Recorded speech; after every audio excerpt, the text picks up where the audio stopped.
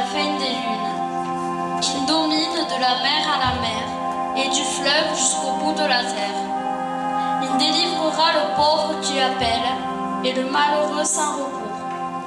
Il aura souci du faible et du pauvre dont il sauve la vie.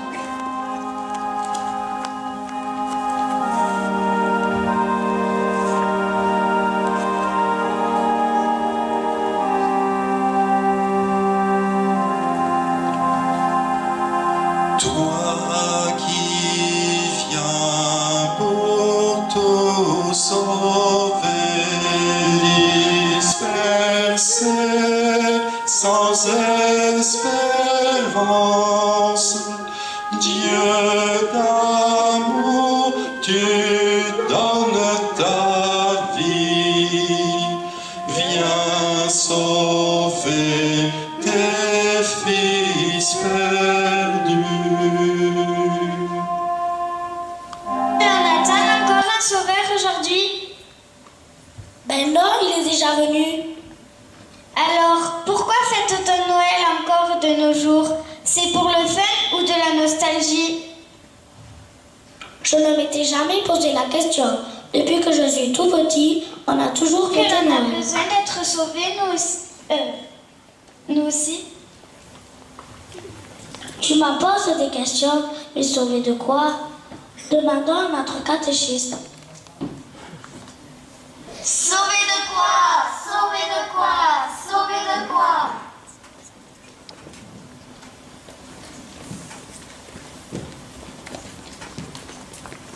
Ah, les enfants, la question du salut n'est pas née avec Jésus. Il avait besoin d'être sauvé. Mais Dieu devait d'abord obtenir la confiance d'Abraham pour devenir un interlocuteur crédible. Il est venu en quelque sorte interpeller Abraham. Ainsi, le Seigneur dit à Abraham: Quitte ton pays, ta parenté et la maison de ton père, et va vers le pays que je te montrerai. Je ferai de toi une grande nation, je te bénirai, je rendrai grand ton nom, et tu deviendras une bénédiction. Je bénirai ceux qui te béniront, celui qui te maudira, je le réprouverai, et toi seront bénies toutes les familles de la terre.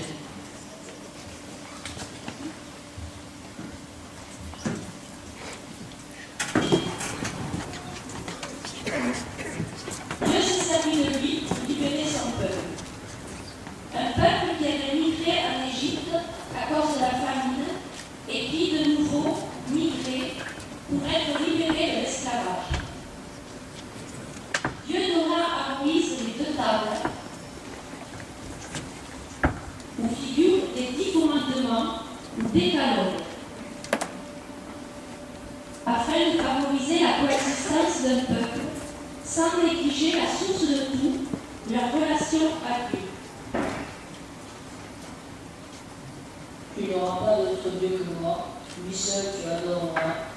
Un jour, bon Dieu, tu honoreras ton Père éternel, tu ne tueras pas, tu ne voleras pas, tu ne convoiteras pas le bien d'autrui.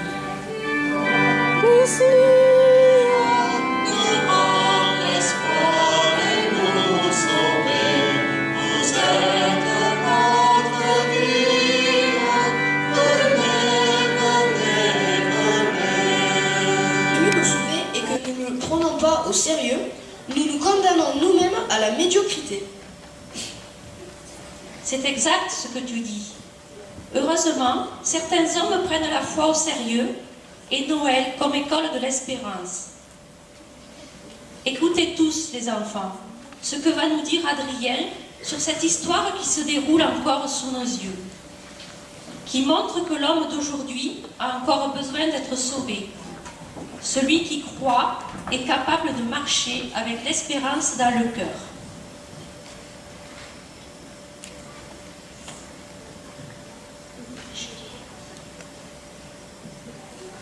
Je me rappelle, il y a 2 ans, l'histoire des chrétiens en Orient.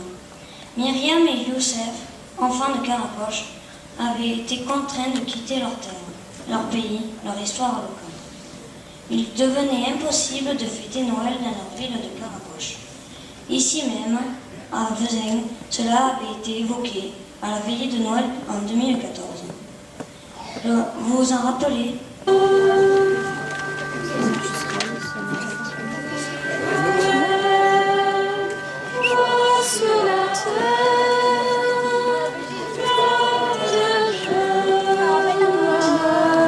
Nous a resitué par rapport à la dimension du salut et de l'importance du salut. En vérité, la question n'est pas arrivée au moment de Jésus, mais a commencé depuis le début de la révélation, avec Abraham, puis Moïse, puis tous les prophètes, jusqu'au moment où le dernier prophète est arrivé, Jean le Baptiste, annonçant, ou en tout cas accueillant l'enfant Dieu, le Sauveur.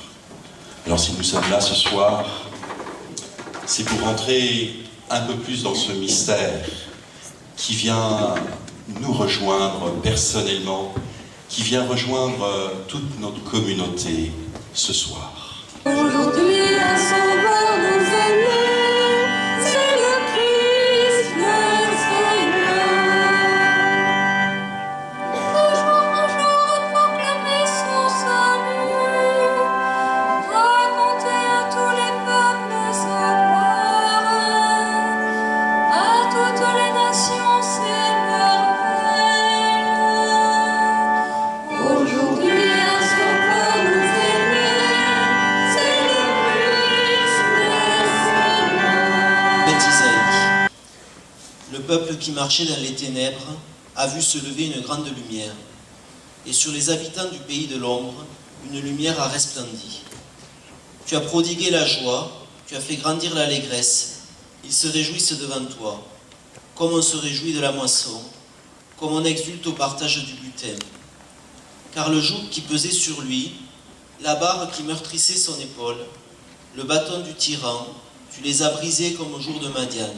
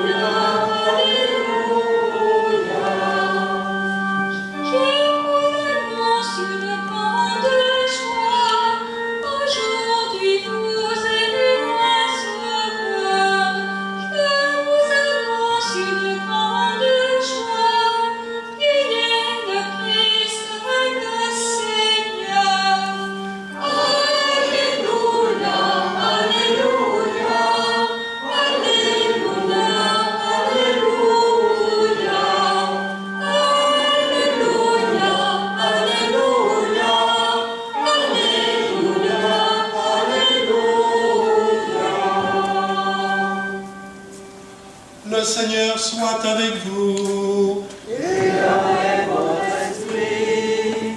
Évangile de Jésus-Christ selon saint Luc. Gloire à toi, Seigneur.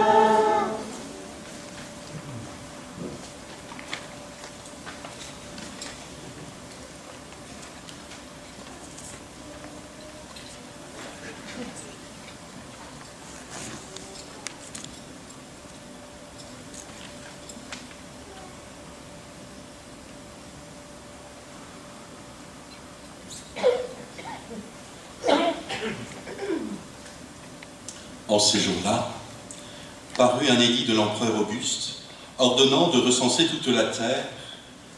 Ce premier recensement eut lieu lorsque Quirinius était gouverneur de Syrie. Il est déjà à vivre dans notre entourage.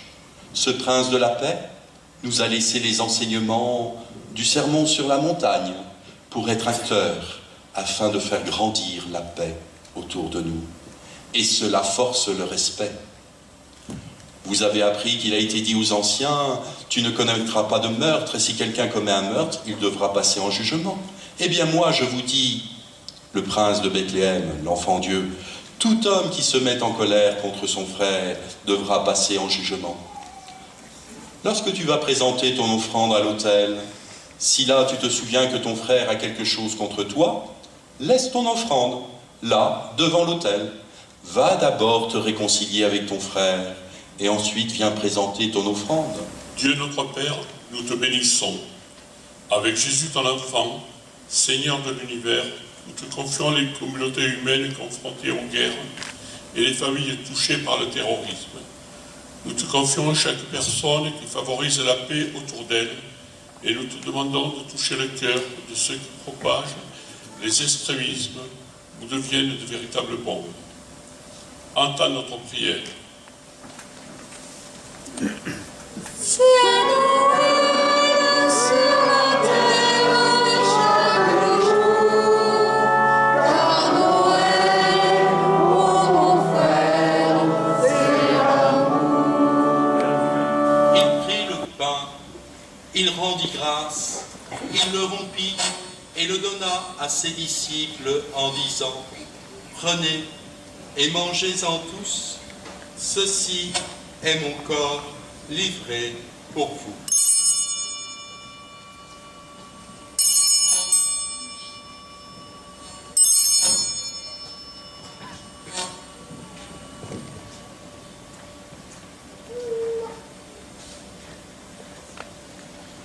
Prenez et buvez-en tous, car ceci est la coupe de mon sang, le sang de l'alliance nouvelle et éternelle, qui sera versé pour vous et pour la multitude en rémission des péchés.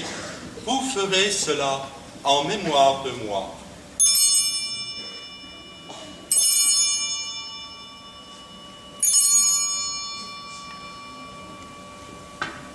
À ceux qui nous ont offensés, et ne nous soumets pas à la tentation, mais délivre-nous du mal, car c'est à toi qu'appartiennent le règne, la puissance et la gloire, pour les siècles des siècles. Amen. Seigneur Jésus-Christ, tu as dit à tes apôtres, je vous laisse la paix, je vous donne ma paix. Ne regarde pas nos péchés, mais la foi de ton Église. Porte ta volonté.